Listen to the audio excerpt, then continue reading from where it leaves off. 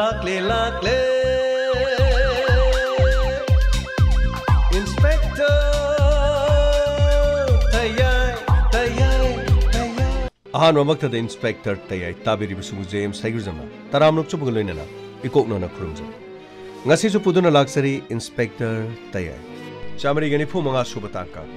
sandok sari bathoromasi wakalna sagachaba wari paring amani hauji hingiba amadi lekhidreba kana gumba amatega mari lenezidi thoromasi tabiro matungda domna kana gumba mari lene haina haibiraknabadi madugi daite khune logjaba ngamcha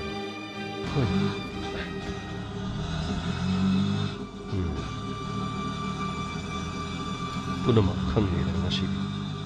auto thobasiga mukhoiga irang tawgi mo ngama tawe yengu tare lambi de thalaga auto driver si wari sana bai tangai phada bamnai natragana mafam asida mahak he laisi makhoiga contact soidan laina masina takodi aruna gi number auto driver si soidan laina natraga makhoi me amarak tamalerang anyway yeng batare makhoi ne yi mang dasu noksan na kariyam kathai dena guys tawri yeng batare den ai जीवन पुंसी पिखम नान मंगamba aduga aingoda singnaba punamak ya phabo as itaw yare da toksida nangso election gi noigi karino hore nung dawrang ngau tawba madu mayam to karino keno khar chelu sida kasuna tab nupi masa sigi hekta kadu gada namit namai lang thok to suk tok tra unja khuinam ni da kasu kan da tamle election aina nahan makai college da lakman tabne aina khwaiding ngaujabi aina nungsi jabi ai aruna bo kananu slow yer aruna ai ni sopna tangi ai gi ma bo ai khutagi kananu sumun ber aina haribas aruna ai tag kana matagi oi ber lo chaslo as nang mong amri ko sai taw as law ni raju nang maron mo kwa ta ngang da bane law ni as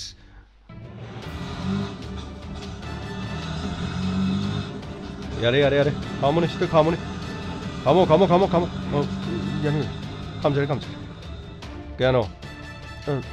yang khai khakta kari bara jibu noine hete hen khali su komai taw no hana sumna tangi lupa kun lobom phom jena lupa yang khai haji gai no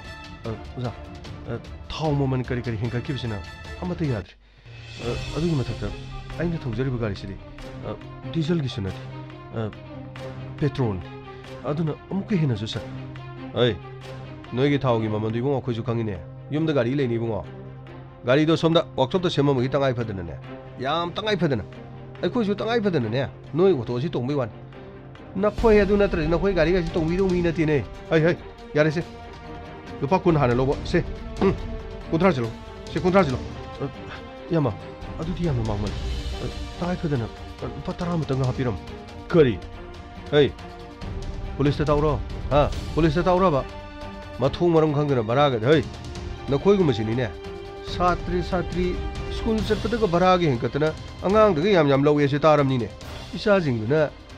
uniform selaga gari khamba satri jingne khamde hari na khoi ji phuru phadong ni hey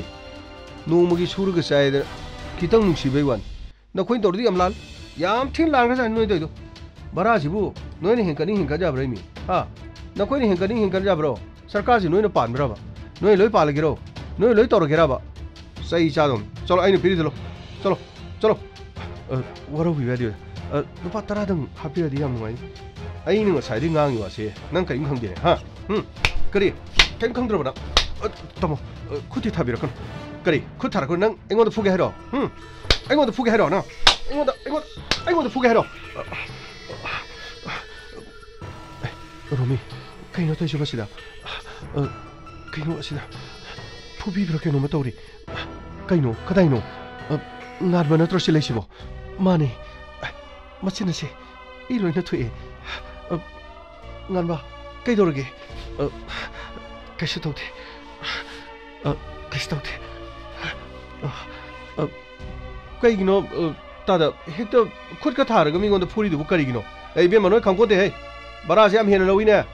मसिदे auto खरा थौरगा मसिदे बरा हेन लौदना प्रजा मियाम मोइन इ चुपमनिने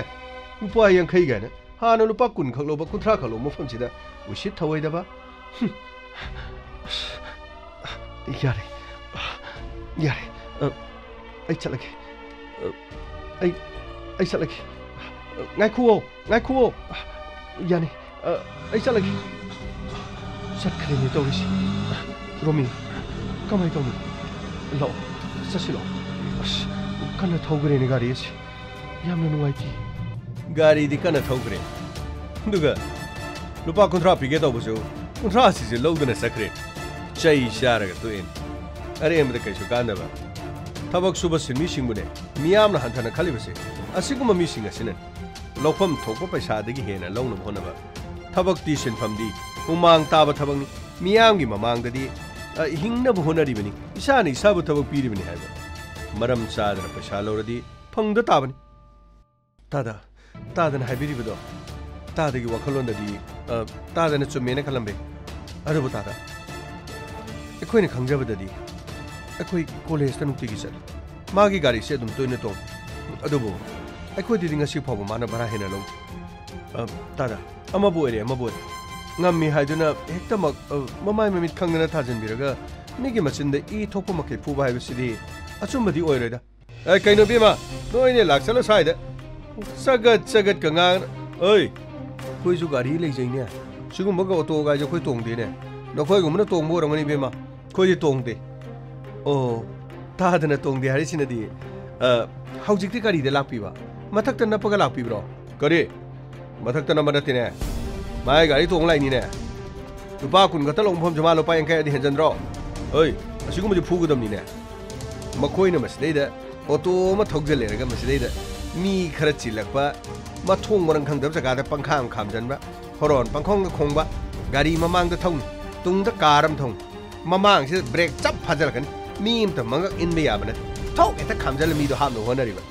मखोइना break मफम चादना फाबदगी गाड़ी accident थोप मोगी तुंग थोमजन गाड़ी कोप क्या यावरिनी ने योंगने ऑटो डीजल ऑटो की मनिंग दि योंगो अकन बा थोमजन मद कोप तबा पाइप रोड अनि हुम हाम मदुदा द येशन मद कार कोपी बनी मखोइ गुम सिदि बा मफम मतम सा फुगी ngai ले मथों मनंग खंगदबा अंगांग छात्र सिंग उर खामु यामदबा बरा हेंजेने लौबा हाय रुरगा भरा तांगी मी थोकते गाड़ी मी थोकत्रग गाड़ी ममन हेना लौदोरिबा हा गाड़ी लौदोरिबनो अहिने ngaglibadi paaliba lenga asini mamittu karida panmano khangdi makhoi yoiba niyom ama lauthoktana praja singna chanan braj chanande amana phangi pangtau tawi amana phangi pangtau tawi hoya yabagi type ta naingak mapu pandabagi type ta chanabida lupa suk laugadabani kilometer mada suk laugadabani haidana punna mayam punna mani thari kilometer asuk ta lupa asuk laugadabani tharadi kilometer masing gi chara video lawradi masi kana ngangna gadage masi punamakse mapu pan balengak lebadagi tawribani amana phangi pot phangi amana yoning ba yongan amana asa thawma manda lupa kya yo amana thok ama yongani amana thok yongan madu da sunati phadigo mapunda hana lupa taragi ahum torobu hojina kungi ahum tawri hairu raga bhara de hengat kre pona bhara पोचै तांगनि बसदि कनामता खनदे लेबाकसदे खनरिबा ngarang na hanta finance minister गे निर्मला सीतारमण लाउथोखिबा budget अदुदि ngasi फावबा कनामता खनदे लेबाकसदे लारिक हैत्रबदुगा एमयू गे प्रोफेसर अमा निना काबो हाइनबदु नत्र कनानबु करि हाइगे कनानबु welcome तोगे कनानबु यानिंगदबु उटके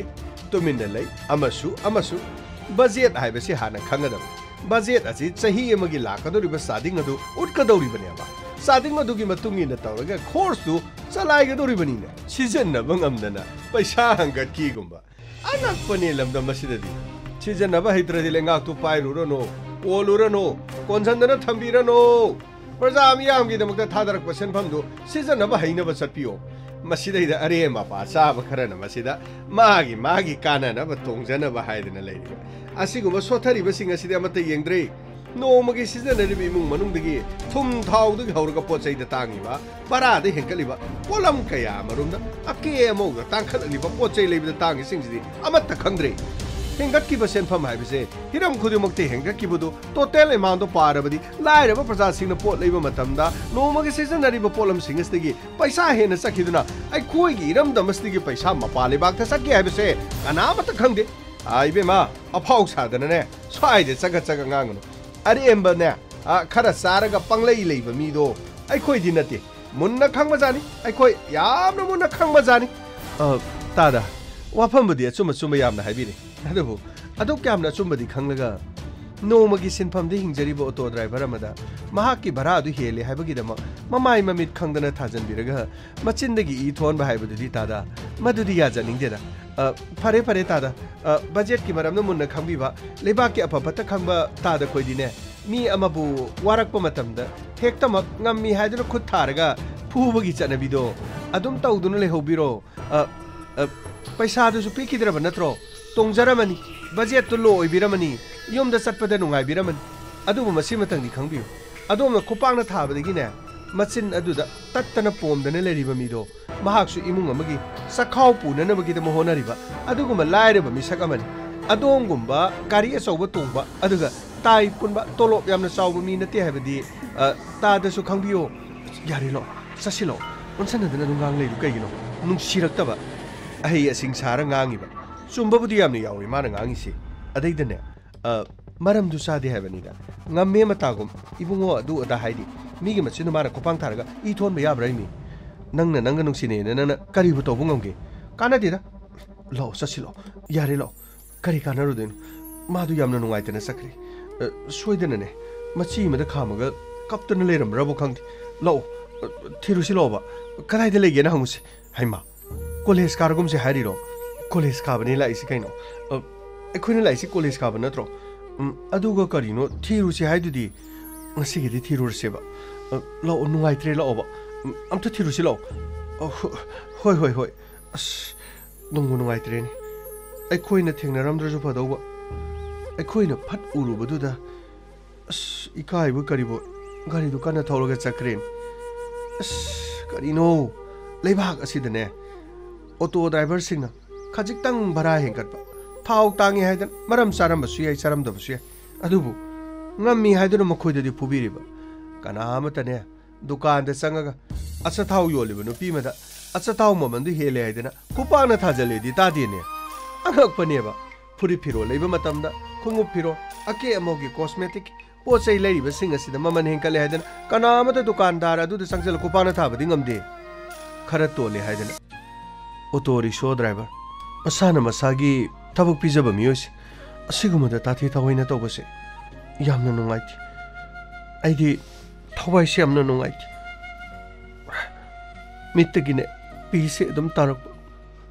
mana ikai mafam asidagi chatkibado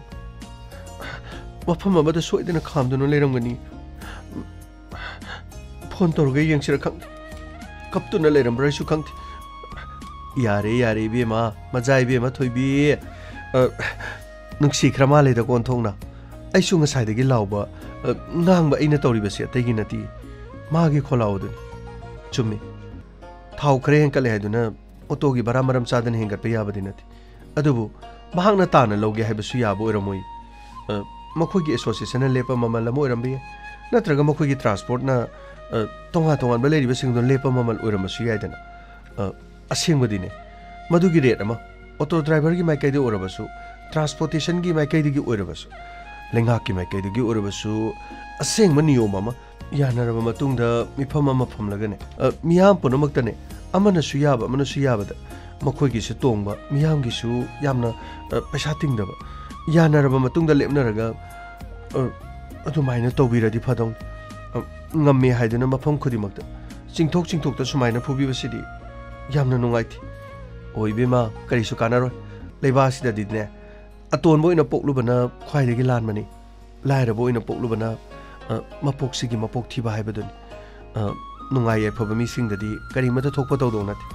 amoire amore bema pasadu khara thadabiro nakoi pabungda hairuradi yadi yaroi haibabu करीनो तौदोइनि हारगा पैसा खरा लौरो कइनो ऑटो थौबसि नतबा अतोप सिनफम अमा तौहलो नुंगसियदि हाय मागे अवाबदि मसक खंबिदब्रो अदुगी वाना तिमी अइना हाइरुरगसु करमना हाइरुनि मागा इगा पत्तत खै नुंसिनबसु नते अइना हौदोलुरगा अमुक यारक्तरदि इकाइजद्रो इबेमा अदुग यामना न थौना लेना न थमोइदुनदि मागी नुंसिबा मसक खंगना मा खंगदना नंगना थमोइदि पिबा ngамलगा मागी दमक्ता नंगना अदुगुम मसिनबिबदि इबेमा अइना खनबददि नंगोंददि ओइनानि हाइतरे ओइनागी थबकनेबा अदु करिनो खर सिनबियु करिनो यारे लाओ कोना खनरसे अदुगा फोन तौरगा कदाइदा लेना अमता हंगुसि लाओबा लाओ ससि लाओबा अस हंदक्ति लाइरिक से हाइदोरी कॉलेज कारिने न तौरिसे नंगी नुंसिनबगी मतुंग इनबगा चा मानदोरे यारे बेमा लाओ नोइगिदसु अइना मतेंग पांगलोरे लाओ ससि लाओबा लाओ होय बेमा होय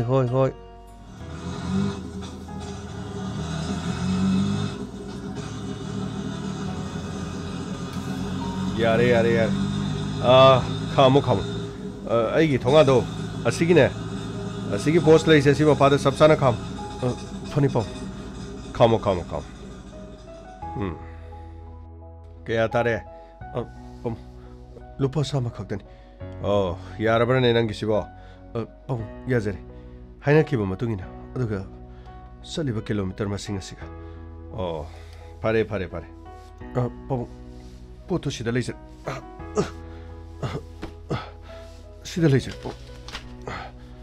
यारे सिदगिदि आई लौसल हलगे लंबी द गाड़ी दु याद अदना तौरिबनी अय तारिब्रा शांति तारिब्रो लाए लाउन हे खितंग थुना लाउने पामुददि अइमो चलो इमो चलो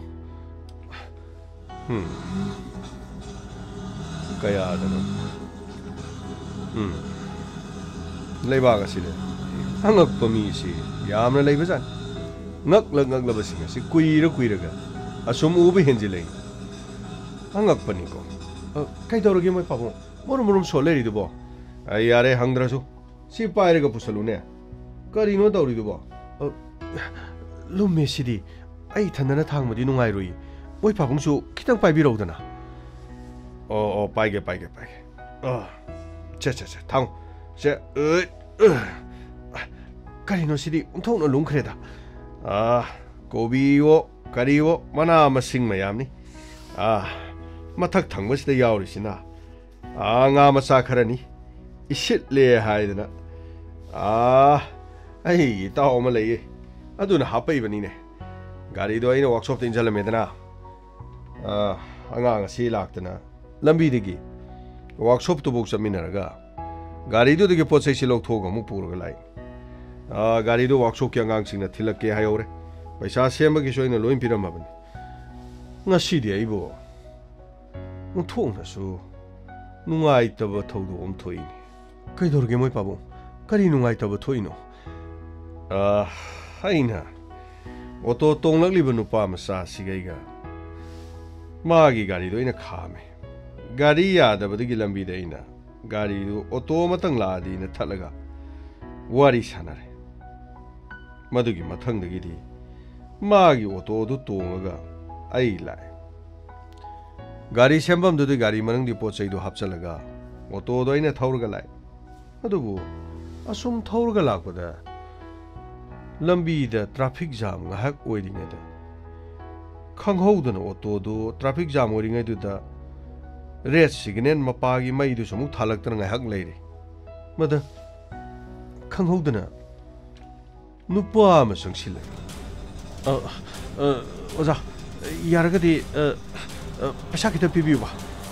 pesa kita ai ngarang na handagi kari mata isa jadribani pesa kita pibiu si pesa kita pibiu ba पैसा अमते याउदी अदमाय तो बिनु कनो ऑटो थौरगा मी पुरगा चलगा करिनो पैसा अमते याउदी हारिदुबो अदम थमोय कंबिदु कइन खिता लुपा 10 रुकुल अदो कतो पिबियो आई ब्रेड नमतंग साजरगाने आई पुक थाना मत लैजकी कदाइनो लुपा 10 दोसु पिबियो आइगोंदा लुपा 10 याउदी ꯀꯔꯤꯅꯣꯅꯦ ꯃꯁꯤ ꯑꯉꯥꯡꯁꯦ ꯃꯉꯣꯟꯗ ꯄꯩꯁꯥ ꯁꯣꯏꯕꯗꯤ ꯃꯥꯒꯤ ꯒꯥꯔꯤ ꯃꯃꯥꯡꯒꯤ ꯕꯣꯛꯁꯁꯤꯗ 10 ꯆꯞꯄꯤꯗꯤ ꯐꯅꯌꯥꯝ ꯑꯣꯏꯗꯦ ꯂꯨꯄꯥ 10ꯗꯁꯨ ꯄꯤꯔꯒ ꯅꯤꯔꯤꯕꯁꯤ ꯃꯤꯅꯨꯡꯁꯤ ꯑꯃꯠꯇ ꯐꯥꯎꯗꯦꯗ ꯑꯗꯨꯃꯥꯏꯅ ꯇꯧꯕꯤꯅꯣ ꯑꯣꯖꯥ ꯑꯗꯨꯒꯤ ꯑꯁꯤ ꯃꯃꯥꯡꯗ ꯂꯨꯄꯥ 10 ꯆꯞꯄꯤ ꯃꯌꯥꯝ ꯌꯥꯎꯏꯁꯤꯗꯤ ꯑꯁꯤ ꯅꯪꯒꯤ ꯄꯩꯁꯥ ꯅꯠꯇꯦ ꯑꯩꯅ ꯇꯥꯟꯕ ꯄꯩꯁꯥꯅꯤ ꯅꯪꯒꯤ ꯐ꯭ꯔꯤꯗ ꯅꯤꯅ ꯄꯩꯁꯥ ꯅꯠꯇꯦ ꯈꯪꯕ꯭ꯔꯥ ꯑꯩꯒꯤ ꯄꯩꯁꯥꯅꯤ ꯑꯗꯨꯃꯥꯏꯅ ꯍꯥꯏꯕꯤꯒꯅꯨ ꯂꯨꯄꯥ 10ꯗꯪ ꯄꯤꯕꯤꯌꯣꯕ ꯑꯩ ꯕ꯭ꯔꯦꯗ ꯑꯃꯇꯪ ꯆꯥꯖꯔꯒ ꯑꯩ ꯊꯟꯅ ꯑꯩ ꯑꯝꯇ ꯂꯩꯖꯒꯦꯕ ꯀꯗꯥꯏꯅꯣ ꯂꯨꯄꯥ 10ꯗ ꯄꯤꯌꯣꯕ ꯑꯩꯅ ꯄꯩꯁꯥ ꯌꯥꯎꯗꯦ ꯑꯩꯒꯤ ꯍꯨꯃꯥꯡ ꯃꯟꯅ ꯇꯥꯟꯕ ꯄꯩꯁꯥ ꯅꯪꯅ ꯐ꯭ꯔꯤꯗ ꯆꯥꯒꯦꯗꯤ ꯀꯥꯏ ꯌꯥꯗꯣꯏꯅꯣ ꯀꯔꯤꯅꯣꯅꯤ ꯃꯥꯅ ꯍꯥꯏꯁꯤ 마기 루파 따라시 아마 각당 비비베다 거리수 나티 나트라수 어숙건나 하이드라수 야이 마나 떠오리 시부 거리 아 이봉어 세세세세 난기 루파 따라도 시대 러러세 땡큐 카카 땡큐 카카 야뭐 마이저리 카카 이봉어 낭수 나 터모이디 깔리해 이봉어 낭원다 도갑나 루파 따라서 비마망다 따리두고 루파 선이 조금더 소이랑은 루파 따라다수 카이도 비비베 아둑 야암나 터모이 간마두디 이봉어 연만드라네 이봉어 아이나 하리지 그리부터서 쿰디 나 코이시 이봉어 라이라바디 하이부 나 코이시 두금나 미농시 파우더부드나 이쇼나 나 코이시 라이라 한보 오이베자니 이봉어 아둑 야암나 터모이 삐빠 angakpani ko na koisi yare gari dumi me am thongna re start to mutat jo adum thawro ne ngak tang ngang basi thaw pamu dro muthali waini ne phani pam thawro ai thank re yogodor bani asi corner se lai thokko da ne ai gi yum do yogdor bani phani pam na thomoi du yam na pikpa na koi ne laire dre di kona na laire do ino nangi gare sisu sungogogene ai wahige ai gi paisa si lupa chawngani nang no horen logo doi lupa kya no lupa chama khakten nang chama do horen sobe yaw den tawni nang adale ba samri do piba nang adadu lei do sami shogodro adudagi pibe yagodro kaka ai se sohum khradi helam dong mal paisa ti shu dong mal adoradi ai wahige 아이기 염 여우들인게다 또또또 아시 파두간 마마가 사이지 가모 아드그네 아소이 범통 가이도 거래나 몽당시 붕어 루파 따라부 비토링담니나 아 페샤 야우디 고테라 상와도 lâu 그러가 베라 못 가동만 아시다 감 퍼니 감자래 페샤 마뿜디 세네 पैसा मपुम पीदना सोई काया बोंतेने सि दुकान जायो आइना हाबनाय असोय सोयदना लेनी पोसै यामना सिल्प दुकान आइना अंगांग सिंगे सापोट के हेक लेब दुकान लाइते हारसने आइना नि हायदना यो आइगे सक्से सिदाइना लेसे सिदो हलो आइ दुम हाइगे यान फनी पौ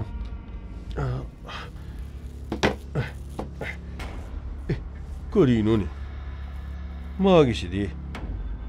오토리 수어시 머닝 야오리바 생아시 하이마 마기 오라 말레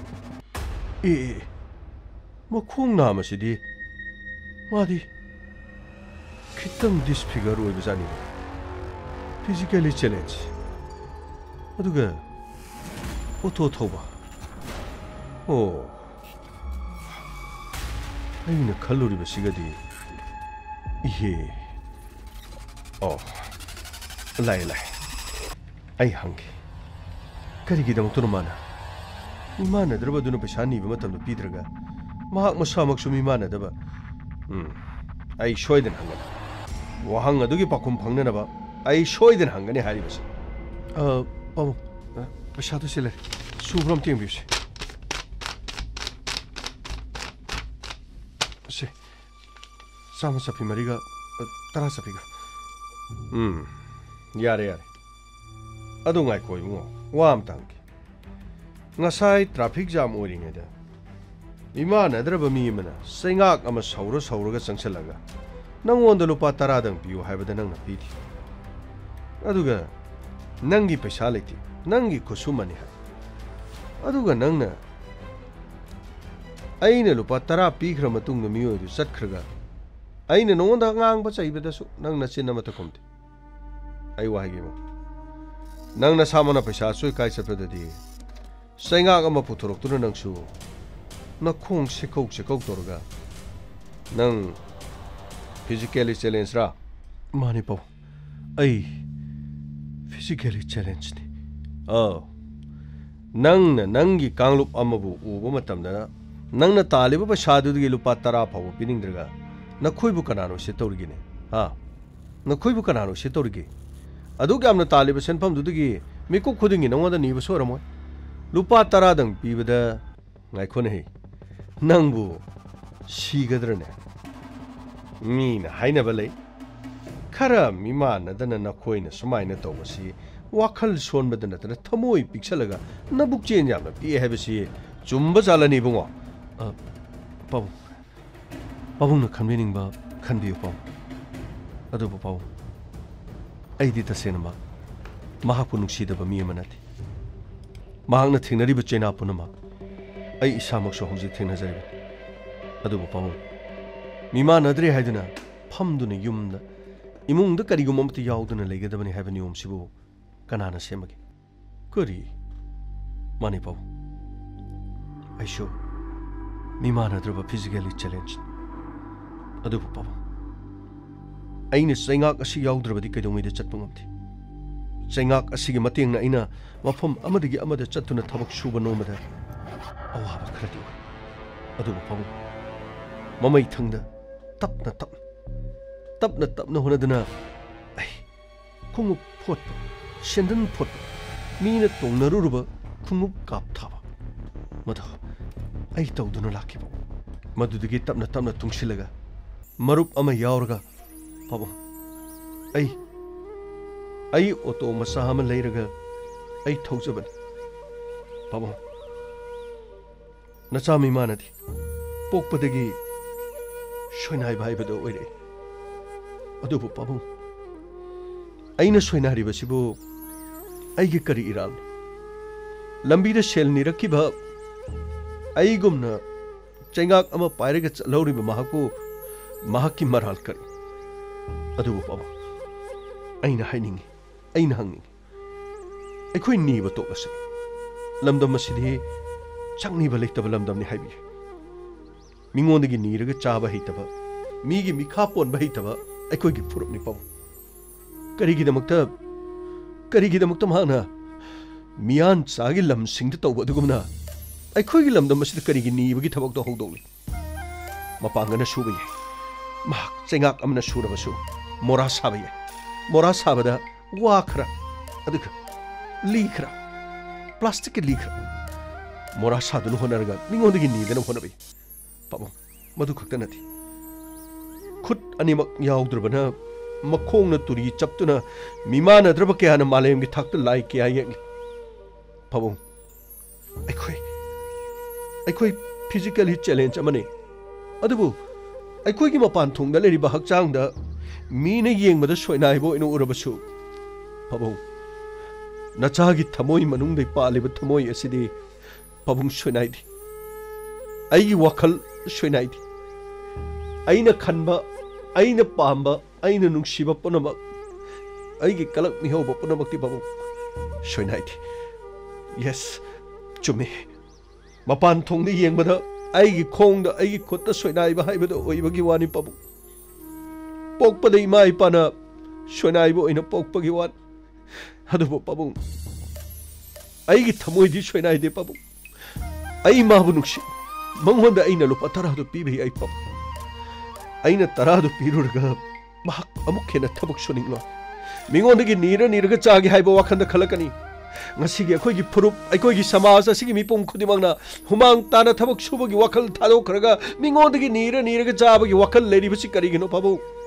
ꯃꯁꯤꯃꯛꯅ ꯑꯩꯈꯣꯏ ꯂꯩꯈꯥ ꯇꯥꯅꯅꯕꯒꯤ ꯃꯆꯥꯛ ꯑꯃ ꯑꯣꯏꯗ꯭ꯔꯤꯕ꯭ꯔꯥ ꯍꯦꯟꯅ ꯃꯤꯈꯥ ꯄꯣꯟꯅꯅꯕꯒꯤ ꯃꯆꯥꯛ ꯑꯃ ꯑꯣꯏꯔꯦ ꯀꯔꯤꯒꯤꯗꯃꯛꯇ ꯅꯤꯒꯅꯤ ꯉꯁꯤꯒꯤ ꯃꯤꯌꯥꯝꯅ ꯀꯔꯤꯒꯤꯗꯃꯛꯇ ꯃꯤꯅ ꯚꯣꯠ ꯂꯦꯞꯄꯒ ꯈꯨꯠ ꯇꯤꯡꯊꯣꯛꯇꯨꯅ ꯃꯔꯩ ꯇꯤꯡꯊꯣꯛꯇꯨꯅ ꯀꯔꯤꯒꯤꯗꯃꯛꯇ ꯆꯥꯒꯗꯕꯒꯤ ꯉꯥꯏꯗꯨꯅ ꯂꯩꯔꯤꯕꯒꯦ ꯍꯨꯃꯥꯡ ꯃꯅ ꯊꯕꯛ ꯁꯨꯕꯤꯌꯣ ꯍꯤꯡꯕꯒꯤ ꯑꯥꯔꯊ ꯃꯨꯟꯅ ꯈꯪꯕꯤꯌꯣ ꯁꯦꯜ ꯇꯥꯟꯕꯤꯌꯣ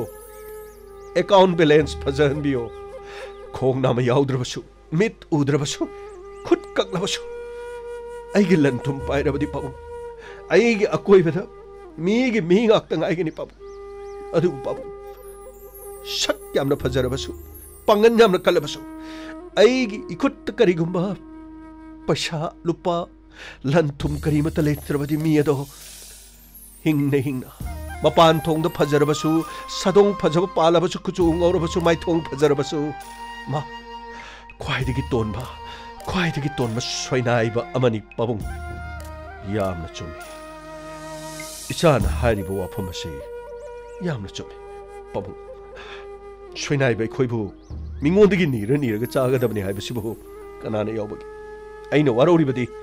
mahakna niribadu mahakna karigidamukta niribano mahang ikaiba khangdaba makai niribaduna ngasi mingondagi niraga chaba hinarakdraba ikhoigi phurup asina lamdam masida bharat manipurna tilubada kanglai sasingna aikhoina mingondagi niraga chaba heikiba singase migi matau tamba tongan ba film lila drama da urubada sudana mingondagi niraga chaba yai haibadu aikhoina urakpadagi khoigi nibagi hainabagi culture ama khaklale masi khaktana yauksangi komai di yom thong khuting satana sel khaiba sel niba komai adudi phajaba komai adubu komai adugi marumda mingondagi niraga chabagi hainabi ama lamdam asigi da leiriba miya punamki e da lu da tong da yahal ahan ma manipur da pangthokbi election aduda lamdam asigi praja punamakta matam adugi vote lepliba singna lupa sapi ama mam yen ki haibagi wafam le pabung ngasidi yengbiu maikai kaya da pangthokbi election sing asina ai khoibu ni ba hele mingondagi lemja chabagi hainabi lamdam na hale isagi oijaba thina bonaringeda nongar matiki numit ta phawa thabak sunaraktre magi kangluk semduna leiminari ba punam asibo amaga nuksina dana bagi macha ko hele nuksina na laikai din sang landuna chaminara ma punamak election asina nuksina andre mapaga machaga vote mana dabadigi thangna yanare laikai da nuksina na leriba siba na ba thokbada changnariba barton taunariba punamak singado election gi namada ngasidi khanaduna amaga onsinaduna mayana chiknare haiduna khabar da yauriba singa se pabung karini haina khanbiba onthongna phajakreda nangi wafam singa sitarubada aine nangonda khalubu wafam adadi lalamleba imanadravana khoidi khajiktang wakhan pukchen thenmali pukchen pikmali haiduni padi ngangluredana thagal nangna nasagi physically challenge oiba mi mo oirabasu hingdaba yadi haidana nangna honariba chaingak amangak abasu tek tawduna auto thorga siental chume mima nadrabana khoi phawna adumna hingnabagi mamal khangnaba ngasi soinaidraba mima naraba kayana masagi tawpham thokpa punamakti tawnadredana niraga chabagi hainabi mingondagi are mapa khara charaga vote ki namada mingondagi lauthoga sathoga gap tawduna nganga kayada mangkhraba masana aruba thabak amamam tawbo iramnabadi asiguma thabak singa sida yawram loidaba masana mangthosu yaba mirem thaurem oibana asiguma singa se punumak namle kanasu masagi mathau chinba mi amata election yawbuma masagi mathau aduna masana mikup ama thabak sohogdabada mikup ama thabak tawhogdaba matamda mahaki mangliba singado senpham kaya mikupta minute second parakpada mangjabani helaka ngasi leibak namdama sida mirem yawna leirakpa migi hingbagi mamal khangjilaktaba migi ahenba aremba sel kharakhtana madu saraga maduna mabuk thangani do haiduna mathibong kot tana sadana leiribani ibadi yamna thina ngani mirem thaurem chaba thakpa phangdaba mingondagi lemja saraga mathibong thaklibani masana masagi mathibongdu mingondagi arem apadu kola sarerga hingani haiduna hinglibani migi arem apa chaba mathibong pandaba mingondagi niraba chaba mathibong warak pangamdaba singasa waroba yadi isada lana khalureko nangdi asengba miyoga nangi nasada soinaiba oirabasu mimanadaba physically challenge oirabasu nangi thamoy adudi soinaiba nati suraga nomaga sagadabani hingadabani haibagi wakhanda leiriba nakhoigumba sidine ipana ne salute tauri se ai retire headmaster ꯑꯩꯒꯤ ꯃꯤꯡ ꯔꯟꯖꯟ ꯀꯧꯏ ꯅꯃꯥꯒꯤ ꯃꯃꯤꯡꯅ ꯁꯥꯟꯇꯤ ꯀꯧꯏ ꯗꯔꯀꯥꯔ ꯂꯩꯔꯕꯗꯤ ꯏꯕꯨꯡꯉꯣ ꯑꯩꯒꯤ ꯃꯄꯥꯁꯤꯗꯒ ꯐꯥꯎꯗꯅ ꯈꯣꯠꯇꯅ ꯇꯧꯕꯗ ꯒꯥꯔꯤ ꯌꯥꯗꯕ ꯁꯦꯜ ꯂꯣꯏꯊꯣꯛꯈꯤꯕ ꯊꯥꯎ ꯂꯣꯏꯊꯣꯛꯈꯤꯕ ꯏꯄꯥꯒꯤꯗ ꯍꯦꯛꯇ ꯆꯪꯉꯣ ꯑꯗꯨꯒꯅꯦ ꯈꯨꯗꯣꯡ ꯆꯥꯗ꯭ꯔꯕꯁꯨ ꯏꯄꯥ ꯌꯨꯝꯗ ꯍꯦꯛꯇ ꯆꯪꯉꯣ ꯍꯩ ꯑꯩꯅ ꯂꯨꯄꯥ 10 ꯈꯛ ꯁꯨꯅꯤꯡꯗꯕ ꯑꯃꯗ ꯄꯤꯔꯝꯕꯗꯨ ꯄꯥꯝꯃꯨꯈ꯭ꯔꯦ ꯁꯨꯗꯤ ꯁꯨꯅꯤꯡꯗꯅ ꯃꯁꯤꯗꯩꯗ ꯌꯦꯔ ꯊꯤꯅ ꯍꯦꯛ ꯉꯥꯡꯅꯤꯡꯕ ꯍꯩꯅꯤ ꯇꯧꯔꯤꯁꯤ ꯎꯔꯦꯗꯅ इलेक्शनसिद मीना भोट लेपगा तुंगद इनदना नारेम थौरेम थाउरेक मरेम अरेम अपा खरा सारगा मसा मसागी मरई बाकीदमक्ता खल्लिबनी पार्टी नुक्सीब सारिबनी गाय नांगथोक सक्तोरेबा मथुनदि कोंग लावी ओइजाव ओइथक्थिबा मसा मसु थबक चेननबा ओइजाबा थिका लौननबा होनबा गाक्तनी लेकाय लमदंगी लंबी थोंग सेमननबगे मत नते लंबी थोंग सेमनबसु मखोइना सेमननबा मदगी मखोइ मसेन मुनदना थिका फंगदबा सिंगना मदुदगिदि भोट चेलिबनी अखोइसु याउरबनी हायदना मखोइ मसेन फुनरकदोरिबनी पुनमक अदो खंगले उरेदना लमदम मसिदा लेरिबा मियाम पुनमक इकप थोकलो अरे मपा चाबगी वखल थादोकपिरो इसागी चेंगभुदा चेंग थन्ना हापननबा हुमांग मनतना थबक सुरगा मीगी मिखा पोंदना मिंगोंदगी नीदना चाबगी हैनबिदो थमनसे करिगिनो इलेक्शन गी नमादा वा सखों खर चाननबा युलिगी मथकनबगी दमक खुद टिंगथोक नीरिबदुबु लमदम मसिबु करम कोमदा ताहल्लसे हारिबनो अखोइना चौखटपा लमदम अमा इरमदम अमा ओइनबु होनबदा इसागी दायित्व सिंगदो मसक खंगिरो इसाना अपाम मिरेपतो भोट पीबदी इसागी दायित्वनिना मिंगोंदगी नीरगा चारगा मिंगोंदगी लौबगी वाखलदुदी थादोकपिरो पाबुंग वरौबीबे यादे पाबुंगसु इमोशन अमदा चटख्रा माले नसादी थबक यामना वाले मथंग नसिगी टर्न अमदगी हेना चचद्री अईदी वाखल अमा तौरुरेदना फरे पाबुंगी युमसु यौदोरेदा नंगनने यौनबा अमुक्ता थिनजनबिरमो कावबा यादेको नंगी नमिंगदु करी हाइबा पाबुंग थोइबा हाइबा थोइबा थोइबनी फरे थौरो फनी पाबुंग असुमना अइने लाना खल्लुरबा ngang ama mahadi physically challenge orgo auto thaubo iramedana aina kayadi lana lawre wakhal ji heng nuai thokidana maga sumno wari sanadana lakbagi wari nine haima moi pabung adudi angang du sa gila samta su thau haidana koksan biram dawni dana satkhre mi gidi second minute magi mathangi ani suba turn phangnana baina parking यौननबा चटकदौरिबनी यंगोय अखोइना मसिदैदा नोंगांदगी नुमित ताबा फाव थबक सि इंखोलदा खरा हैरा थादना मना मसिंग सेमदना लेरे अइना लाक्लिबा पेंशन अदुन हिंगबदी राय लाइरी कनागुंबा सुदा नोमदबा सिंगना सुबा नोमबगी हैनबीदु लेनिंगदना यंगोय मसागी ओइजबा खरा थीदना अरे मपा सानबगिना कादन इलेक्शन मपासिद गाड़ी फिरान थेटपा मत लाप याद गुरु सलुप होइबदौन चेंजनरीब मयाम मसागी ओइजब थीब मयाम से उरुबदने मपान गा मत थोनिंग नथि यारे मोय पामु मीगिने वा मत गांबिरोन मीना नुक्सिरोइको अइना हारिबसिदे चुम गाक्तनिने करिगी सावरुनीगे कनाना करिगी सावरुनी अचुम्बा हाइबदबो नोइसु लाओ कइनो तैदुबो अस कइनो है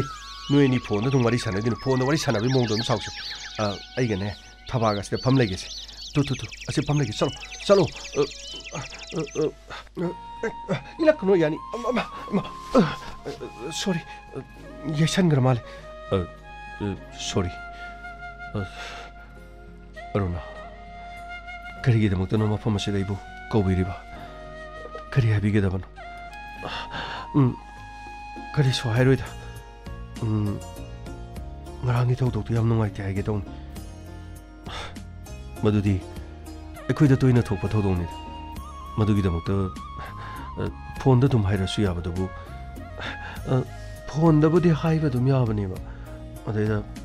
phone da demo sumaina mo ꯎꯅꯔ ꯋꯥꯔꯤ ꯁꯥꯟꯅꯕꯗꯨꯗꯤ ꯐꯪꯗꯦꯗꯅ ꯍꯣꯏ ꯑꯗꯨꯕꯨꯗꯤ ꯑꯗꯣ ꯋꯥꯐꯝ ꯑꯃꯇ ꯑꯩꯕꯨ ꯍꯥꯏꯌꯣ ꯀꯔꯤ ꯇꯧꯔꯒꯦ ꯋꯥꯔꯧꯕꯤꯕꯗꯤ ꯌꯥꯗꯦ ꯑꯩꯗꯤ ꯄꯨꯡꯁꯤꯡꯗꯅ ꯑꯩꯅ ꯆꯠꯆꯔꯤꯁꯤ ꯃꯊꯪꯒꯤ ꯇꯔꯟ ꯑꯃꯃꯨꯛ ꯂꯥꯛꯑꯃꯗꯧꯕ ꯉꯁꯤꯒꯤ ꯔꯟ ꯑꯃꯈꯛꯇ ꯉꯥꯏꯔꯤ ꯑꯩꯗꯤ ꯆꯠꯄ ꯑꯁ ꯌꯥꯔꯦꯗ ꯀꯔꯤꯅꯣ ꯔꯟ ꯑꯃꯨꯛꯇ ꯂꯨꯄꯥ ꯀꯌꯥ ꯐꯪꯒꯦ ngasi ani subagi ran gi pesado ai pizaragi adugi wana tiaruna lana lawigano ai adugi pesado di pamdi kari no aisibo ai ni yamna hojanba ai ni yamna khatpagi type ta adudi tahan binuda haina dega haina di nuksidi hekta sengne ta haina bana faida sumaina mingonda yamna haijanon jaba su yamna talida sum nuksibagi tawbai wan sum yamna haijar adi kaiba me yawe mitagi pise sum tare midi nuksiba uraga thamoida marang howi hai aina nuksiba sum uraga mitagi sum pi tare sibu karigi no khangdi kainoma mayam ga iga manadaba ma lei aruna aibu kari oidana aina kari matik chadana ai ubada kari gidamakta milu pirang sinta biribana hokkiba punsida natraga kari thodok thopa leibagi ai gidamaktabu mathau karamna miludagi pirang ai gidi male masida ai gidamakta wajaba ai gidamak milu pirang tanaba miyoi ani khaklei kaino haisibo amaga nataba atopa pamjaba nuksijaba su atopa su leijala haisibo adugi nateda miyoi ani dudi athai khana sunate aigi maga aigi chalnupi managane adu oire aigi pakhal ure atopa ꯂꯩꯕ꯭ꯔꯥꯅ ꯑꯗꯨꯒꯤ ꯅꯠꯇꯦꯔꯣꯅ ꯑꯩꯒꯤꯅ ꯍꯥꯏꯕꯗ ꯃꯥꯂꯦꯝ ꯁꯤꯗ ꯑꯩꯅ ꯍꯥꯏꯖꯔꯤꯕꯗꯅꯤ ꯏꯃꯥꯒ ꯏꯆꯟꯅꯨꯄꯤꯒ ꯃꯈꯣꯏꯅꯤꯗꯒꯤ ꯍꯦꯟꯅ ꯀꯅꯥꯃꯠꯇ ꯂꯩꯇꯦ ꯑꯩꯕꯨ ꯂꯥꯟꯅ ꯂꯧꯕꯤꯒꯅꯨ ꯑꯩꯅ ꯈꯟꯖꯕ ꯑꯗꯨꯒꯨꯝꯕ ꯑꯃꯇ ꯂꯩꯖꯗꯦꯗ ꯀꯔꯤꯅꯣ ꯍꯥꯏꯁꯤꯕꯣ ꯅꯍꯥꯟꯒꯩ ꯂꯩꯇ꯭ꯔꯁꯨ ꯂꯩꯇꯕꯅꯤ ꯍꯧꯖꯤꯛꯇꯤ ꯑꯃꯇꯪꯗꯤ ꯂꯩꯇ꯭ꯔꯅꯦ ꯑꯁꯦꯡꯕꯅꯤ ꯑꯩꯒꯤꯅ ꯍꯥꯏꯕꯗ ꯑꯩꯅ ꯅꯨꯡꯁꯤꯖꯕ ꯀꯅꯥꯃꯠꯇ ꯂꯩꯇꯦ ꯀꯩꯅꯣ ꯍꯥꯏꯁꯤꯕꯣ ꯑꯃꯗꯤ ꯂꯩꯐꯝ ꯊꯣꯛꯇ꯭ꯔꯣ ꯑꯃꯗꯣ ꯑꯗꯨꯝ ꯈꯪꯉꯔꯣꯏꯗ꯭ꯔꯣ ꯍꯥꯏꯁꯤꯕꯣ ꯑꯔꯨꯅꯥ ꯑꯁꯦꯡꯕꯅꯤ ꯑꯩꯕꯨ ꯊꯥꯖꯕꯤꯌꯨ ꯑꯩꯅ ꯅꯨꯡꯁꯤꯖꯕ ꯑꯗꯨꯒ ꯑꯩꯒ ꯈꯪꯅꯖꯕ ꯀꯅꯥꯃꯠꯇ ꯂꯩꯇꯦ ꯀꯩꯅꯣ ꯍꯥꯏꯁꯤꯕꯣ ꯑꯩꯗꯤ ꯃꯁꯤꯡ ꯊꯥꯔꯔꯣꯏꯗ꯭ꯔꯥ ꯍꯥꯏꯁꯤꯕꯣ ꯌꯥꯝꯅ ꯍꯦꯟꯖꯟꯕ ꯃꯥꯜꯂꯤꯗ ꯑꯗꯨ ꯌꯧꯁꯜꯂꯛꯑꯗꯤ ꯈꯣꯏꯗꯧ ꯁꯨꯝ ꯁꯥꯎꯒꯠꯂꯛꯀꯗꯣꯔꯦ ꯁꯨꯝ ꯏ ꯀꯥꯈꯠꯂꯛꯑꯦ ꯁꯤꯗꯒꯤꯗꯤ ꯈꯣꯏꯗꯧ ꯁꯥꯎꯒꯠꯇꯅ ꯂꯝꯕꯤꯗ ꯆꯠꯂꯤꯕ ꯒꯥꯔꯤ ꯇꯥꯇꯥ ꯒꯥꯔꯤ ꯂꯥꯛꯄꯁꯤꯗꯅꯦ ꯃꯃꯥꯡꯗ ꯆꯣꯡꯁꯜꯂꯒ ꯊꯋꯥꯏ ꯀꯣꯛ ꯊꯥꯔꯨꯅꯤ ꯑꯩ ꯈꯣꯏꯗꯧ ꯁꯨꯝ ꯁꯥꯎꯒꯠꯂꯦ ꯑꯔꯨꯅꯥ ꯑꯗꯨꯝꯅ ꯍꯥꯏꯕꯤꯒꯅꯨ ꯃꯇꯤꯛ ꯃꯄꯥ ꯆꯥꯗ꯭ꯔꯕ ꯀꯔꯤꯁꯨ ꯅꯠꯇꯕ ꯑꯩꯒꯤꯗꯃꯛ ꯑꯗꯨ ꯀꯟꯕ ꯋꯥꯐꯝ ꯀꯔꯤꯒꯤꯗꯃꯛꯇ ꯍꯥꯏꯕꯤꯔꯤꯕꯅꯣ ꯏꯁꯥꯒꯤ ꯅꯣꯡꯃꯒꯤ ꯆꯔꯥ ꯐꯥꯎꯕꯗ ꯀꯔꯝ ꯊꯣꯛꯒꯗꯒꯦ ꯈꯪꯕ ꯉꯝꯗꯕ ꯑꯩꯅ ꯑꯗꯨꯒꯨꯝꯕ ꯑꯩꯒꯤ ꯋꯥꯈꯜ ꯑꯗꯨꯒꯨꯝꯕ ꯑꯩꯒꯤ ꯐꯤꯔꯦꯞ ꯑꯃꯠꯇ ꯂꯩꯖꯗꯦ ꯑꯩꯕꯨ ꯂꯥꯟꯅ ꯂꯧꯕꯤꯒꯅꯨ ꯑꯁꯦꯡꯕꯅꯤ ꯑꯩꯅ ꯍꯥꯏꯖꯔꯤꯕ ꯄꯨꯝꯅꯃꯛ ꯂꯥꯟꯅꯃꯛꯇ ꯂꯧꯕꯤꯗꯅꯕ ꯑꯔꯨꯅꯥꯗ ꯑꯩ ꯍꯥꯏꯖꯔꯤ ꯑꯩꯕꯨ ꯋꯥꯔꯧꯕꯤꯒꯅꯨ ꯑꯩ ꯃꯇꯤꯛ ꯌꯥꯝꯅ ꯆꯥꯖꯗꯦ ꯑꯗꯨꯒ ꯄꯨꯝꯅꯃꯛꯇꯣ ꯑꯔꯦꯝꯕꯁꯨ ꯑꯣꯏꯈꯤꯅꯤ ꯍꯌꯦꯡ ꯑꯍꯜ ꯂꯃꯟ ꯈꯪꯅꯔꯛꯂꯕ ꯃꯇꯝ ꯑꯗꯨꯗ ꯑꯩꯕꯨ ꯁꯣꯏꯗꯅꯃꯛꯀꯤ ꯋꯥꯔꯧꯅꯔꯛꯀꯅꯤ ꯀꯩꯅꯣ ꯍꯥꯏꯁꯤꯕꯣ ꯀꯅꯥꯅꯅꯣ ꯋꯥꯔꯧꯒꯗꯧꯔꯤꯕ ꯑꯁꯤꯕꯣ ꯍꯥ ꯃꯤꯅ ꯈꯪꯅꯔꯒ ꯑꯩꯅ ꯀꯔꯤꯒꯤ ꯋꯥꯔꯧꯗꯣꯏꯅꯣꯕ ꯑꯩꯁꯨ ꯅꯨꯄꯤꯅꯦ ꯑꯩꯁꯨ ꯊꯃꯣꯏ ꯑꯃꯈꯛ ꯄꯥꯜꯂꯤ ꯑꯩꯒꯤ ꯅꯨꯡꯁꯤꯖꯕ ꯑꯃꯈꯛꯇꯤ ꯂꯩꯕ ꯌꯥꯏꯅ ꯑꯩꯒꯤ ꯅꯨꯡꯁꯤꯖꯕ ꯂꯩꯕꯗ ꯀꯅꯥꯅ ꯋꯥꯔꯧꯗꯣꯏꯅꯣ ꯀꯅꯥꯅ ꯃꯗꯨꯗ ꯑꯌꯦꯠꯄ ꯄꯤꯒꯗꯣꯏꯅꯣꯕ ꯑꯔꯨꯅꯥ ꯑꯩꯒꯤꯗꯤ ꯂꯥꯏꯕꯛ ꯐꯕꯅꯤ ꯃꯇꯤꯛ ꯆꯥꯗ꯭ꯔꯕ ꯑꯩꯕꯨ ꯅꯪꯅ ꯅꯨꯡꯁꯤꯕꯤ ꯍꯥꯏꯅ ꯇꯥꯛꯄꯤꯔꯛꯄꯗ ꯉꯁꯤ ꯐꯥꯎꯕꯗ ꯀꯅꯥꯒꯨꯝꯕ ꯑꯃꯠꯇꯅ ꯑꯩꯒꯤ ꯏꯐꯝꯗ ꯑꯗꯨꯝꯅ ꯍꯥꯏꯔꯛꯄ ꯂꯩꯇꯦ ꯑꯩꯅ ꯍꯥꯏꯈꯤꯕꯁꯨ ꯂꯩꯇ꯭ꯔꯤ ꯑꯗꯨꯕꯨ ꯑꯔꯨꯅꯥꯒꯤ ꯏꯃꯥ ꯄꯥꯕꯨꯡ ꯁꯣꯏꯗꯅ ꯂꯩꯕꯤꯔꯝꯒꯅꯤ ꯑꯗꯣꯝꯒꯨꯝꯅꯕꯤ ꯃꯇꯤꯛ ꯆꯥꯔꯕꯤ ꯑꯃꯒꯤꯗꯃꯛ ꯏꯃꯥ ꯄꯥꯕꯨꯡꯅ ꯃꯇꯤꯛ ꯆꯥꯕ ꯃꯤ ꯑꯃ ꯁꯣꯏꯗꯅ ꯄꯥꯝꯒꯅꯤ ꯑꯩꯒꯨꯝꯕ ꯅꯣꯡꯃꯒꯤ ꯆꯔꯥ ꯅꯣꯡꯗꯝꯗꯨꯅ ꯂꯩꯔꯤꯕ ꯑꯗꯨꯒ ꯑꯩꯅ ꯍꯤꯡꯂꯤꯕ ꯄꯨꯟꯁꯤ ꯑꯩꯒꯤ ꯌꯨꯝ ꯂꯩꯀꯔꯤ ꯑꯩꯅ ꯉꯁꯤꯒꯤ ꯃꯥꯂꯦꯝ ꯑꯁꯤꯗ ꯆꯠꯅꯔꯤꯕ ꯁꯃꯥꯖ ꯑꯁꯤꯒꯤ ꯆꯠꯅꯕꯤ ꯀꯌꯥ ꯑꯁꯤꯗ ꯌꯥꯎꯕ ꯉꯝꯅꯅꯕ ꯍꯣꯠꯅꯕꯗ ꯃꯥꯏꯊꯤꯗꯨꯅꯇ ꯂꯥꯛꯂꯕ ꯃꯤꯑꯣꯏ ꯑꯃꯅꯤ ꯑꯗꯨꯒꯤ ꯁꯔꯨꯛ ꯈꯣꯡꯊꯥꯡ ꯍꯥꯏꯕꯁꯤ ꯊꯥꯡꯖꯤꯟꯂꯕ ꯃꯇꯨꯡ ꯍꯟꯗꯣꯛꯄ ꯌꯥꯗꯅ ꯋꯥꯅꯒꯗꯕꯒꯤ ꯁꯔꯨꯛ ꯈꯣꯡ ꯊꯥꯡꯖꯤꯟꯗ꯭ꯔꯤꯉꯩꯗ ꯋꯥꯔꯛꯀꯗꯕ ꯋꯥꯅꯔꯛꯀꯗꯕ ꯃꯊꯥ ꯁꯥꯔꯛꯀꯗꯕ ꯄꯨꯝꯅꯃꯛ ꯑꯗꯨꯒꯤ ꯈꯟꯕꯤꯔꯒ ꯑꯐꯕ ꯃꯥꯏꯀꯩ ꯑꯃꯗ ꯌꯦꯡꯕꯅ ꯑꯔꯨꯅꯥꯒꯤ ꯑꯐꯕ ꯑꯣꯏꯔꯣꯏꯗ꯭ꯔꯅꯤ ꯌꯥꯝꯅ ꯐꯔꯦ ꯑꯗꯨꯗꯤ ꯑꯩꯒꯤ ꯄꯨꯟꯁꯤꯗꯣ ꯑꯩꯒꯤ ꯈꯣꯡꯊꯥꯡꯗꯣ ꯅꯪꯅ ꯈꯔ ꯁꯦꯝꯕꯤꯔꯣꯕ ꯑꯝꯇ ꯁꯦꯝꯕꯤꯔꯣ ꯑꯃꯨꯛꯇ ꯁꯦꯝꯕꯤꯌꯣꯕ ꯍꯥꯏꯖꯔꯦ ꯍꯥꯏꯕꯒꯤ ꯃꯇꯤꯛ ꯌꯥꯝꯅ ꯆꯥꯎꯊꯣꯛꯄ ꯃꯥꯜꯂꯤ ꯐꯔꯦ ꯑꯩ ꯀꯔꯤꯃꯇ ꯍꯥꯏꯖꯔꯔꯣꯏ ꯀꯔꯤꯝꯇꯁꯨ ꯍꯪꯕꯤꯔꯛꯑꯅꯨ ꯍꯪꯉꯣꯏ ꯍꯥꯏꯕꯁꯨ ꯈꯪꯉꯤ ꯁꯤꯒꯦꯔ ꯆꯪꯒꯦꯔ ꯑꯩꯅ ꯊꯣꯛꯄ ꯑꯗꯨꯝ ꯇꯧꯈ꯭ꯔꯒꯦ ꯌꯥꯔꯦ ꯑꯩ ꯆꯠꯂꯒꯦ ꯄꯩꯁꯥꯗꯣ ꯁꯤꯗ ꯊꯝꯃꯦ ꯀꯔꯤꯅꯣ ꯄꯩꯁꯥꯗꯨ ꯌꯥꯔꯦ ngasi anishuba taran gini lupa kya no yung wala ga mukso hapake hayingai dine amata haijaro lao roma lao thaba lao haimai ba kaidoroge saunarabo kino toidubo fajana wari sana hodaine kaidoroge ba yare wari ga mata sanaro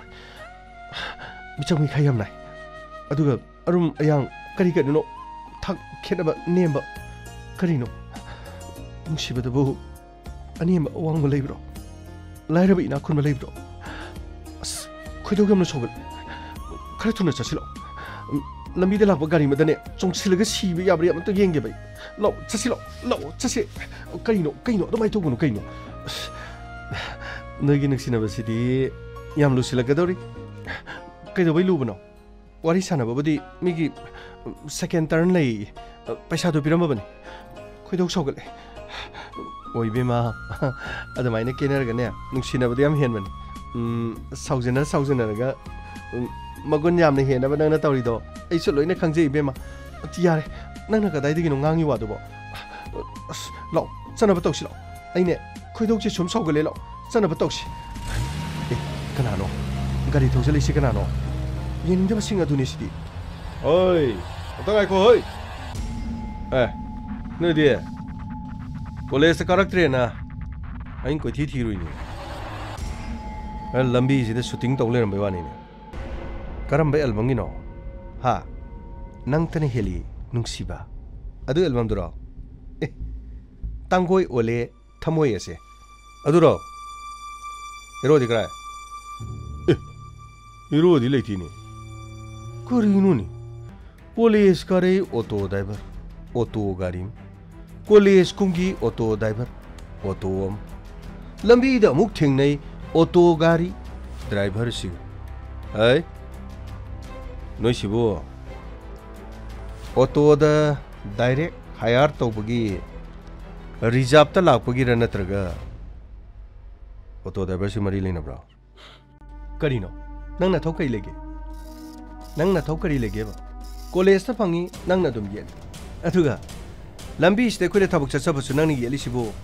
nang boy khoi sena na ba thamba thongak pro thongak pra ba oi nupi nang yam no sitina nang phibam murti ga di nupa gi ta de torga usit thoi da di tor kono nang gi sibo nang won da pa mi nungsi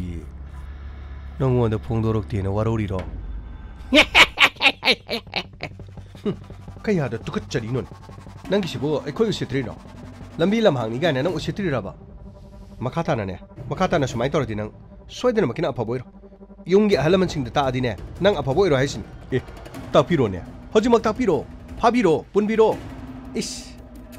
nakhoi gi nasak na ta duga noidena tini bi ma hey sita sangbi du malin he maya isau chango go sara sawai maya sau ga antar sita gi matung da leibido ainari ni he lanka gi sita sangbi gi thonga pi jing du male na ainari ni adu awi chalo ꯅꯪ ꯋꯥꯏꯗ ꯆꯠꯂꯣ ꯋꯥꯏꯗ ꯗ ꯆꯠꯂꯣ ꯀꯔꯤꯅꯣ ꯃꯁꯤ ꯅꯨꯄꯥꯁꯤꯕꯨ ꯑꯩꯈꯣꯏꯒꯤ ꯅꯥꯛꯁꯦ ꯂꯥꯛꯄꯤꯔꯒ ꯃꯥꯅ ꯑꯩꯈꯣꯏꯗ ꯑꯁꯨꯛ ꯌꯥꯝ ꯎꯁꯤꯠꯇ꯭ꯔꯤꯁꯤꯕꯨ ꯃꯁꯤ ꯉꯁꯤ ꯈꯪꯅꯅꯤꯁꯦ ꯃꯁꯦ ꯃꯐꯝ ꯑꯁꯤꯗ ꯃꯁꯤ ꯌꯥꯔꯦ ꯂꯥꯎꯔꯣ ꯃꯥ ꯆꯠꯅꯕ ꯇꯧꯁꯤꯜꯂꯣ ꯀꯧꯔꯣ ꯑꯃꯁꯤ ꯀꯧꯔꯣ ꯀꯔꯤꯅꯣ ꯍꯥꯏꯁꯤꯕꯣ ꯑꯃꯁꯤ ꯀꯧꯔꯣꯒ ꯍꯥꯏꯁꯤꯕꯣ ꯍꯣꯏ ꯁꯤꯂꯣ ꯅꯪ ꯁꯤꯂꯣ ꯑꯩꯕꯨ ꯍꯣꯏꯅꯦ ꯂꯥꯎꯅꯦ ꯁꯤꯂꯥꯎꯅꯦ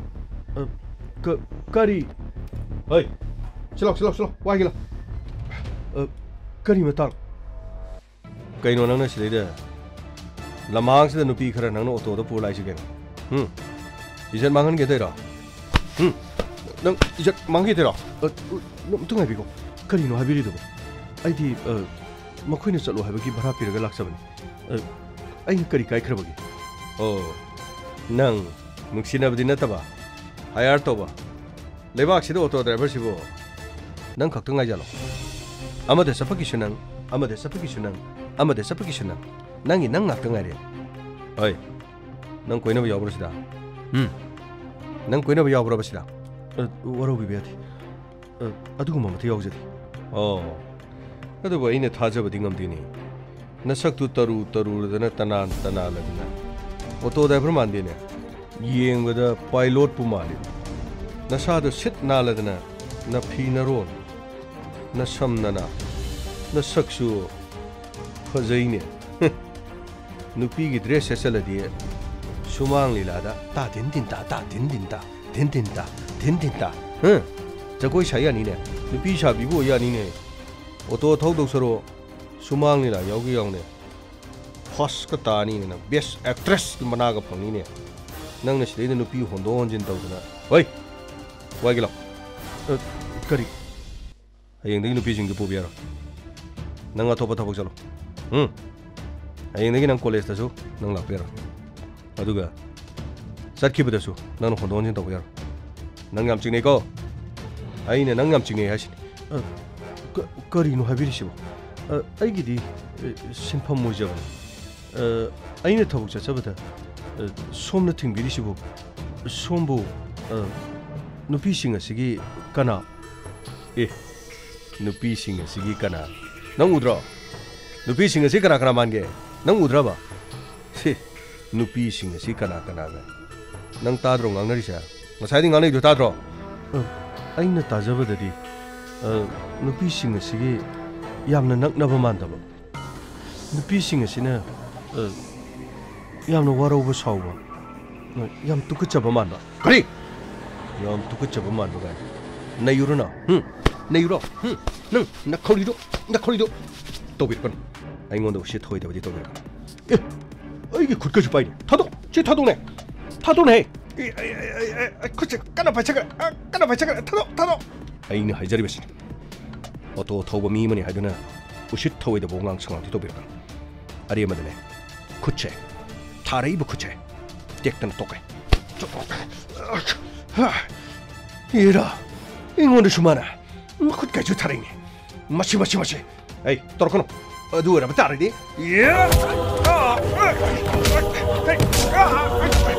ꯀꯩꯅꯣꯅꯦ ꯑꯃꯁꯤ ꯐꯨꯈ꯭ꯔꯦꯅꯦ ꯂꯥꯎꯅꯦ ꯑꯝꯇ ꯈꯥꯝꯗꯣꯛꯁꯤ ꯂꯥꯎꯅꯦ ꯔꯥꯖꯨ ꯂꯥꯎꯅꯦ ꯑꯁ ꯀꯩꯂꯥꯁ ꯑꯁꯤꯗꯤ ꯑꯃꯁꯤꯗꯤ ꯈꯨꯐꯥꯎ ꯑꯃ ꯇꯧꯏꯅꯦ ꯑꯁꯤꯗꯤ ꯁꯥꯎꯠꯀꯤ ꯈꯨꯐꯨꯅꯤꯅꯦ ꯁꯤꯗꯤ ꯑꯁ ꯌꯥꯔꯣꯏꯗ ꯆꯪꯁꯤꯜꯂꯨꯕꯗꯤ ꯌꯥꯔꯣꯏꯗ ꯑꯁ ꯑꯩꯁꯨ ꯁ꯭ꯋꯥꯏꯗ ꯌꯦꯡꯉꯒꯦ ꯂꯥꯎꯅꯦ ꯈꯥꯝꯗꯣꯛꯄ ꯀꯩꯅꯣ ꯇꯧꯔꯁꯤ ꯂꯥꯎꯅꯦ ꯀꯩꯅꯣ ꯇꯧꯔꯤꯁꯤꯕꯣ ꯑꯁ ꯐꯨꯅꯒꯅꯤ ꯃꯤ ꯀꯃꯥꯏꯅ ꯇꯧꯗꯣꯏꯅꯣ ꯃꯣꯏ ꯑꯍꯨꯝꯒ ꯃꯥ ꯃꯊꯟꯗ ꯀꯃꯥꯏꯅ ꯇꯧꯗꯣꯏꯅꯣ ꯃꯤ ꯑꯁ ꯀꯩꯁꯨ ꯇꯧꯔꯣꯏꯍꯦ ꯌꯦꯡꯕꯗ ꯅꯨꯡꯉꯥꯏ ꯑꯁ ꯃꯥꯗꯤ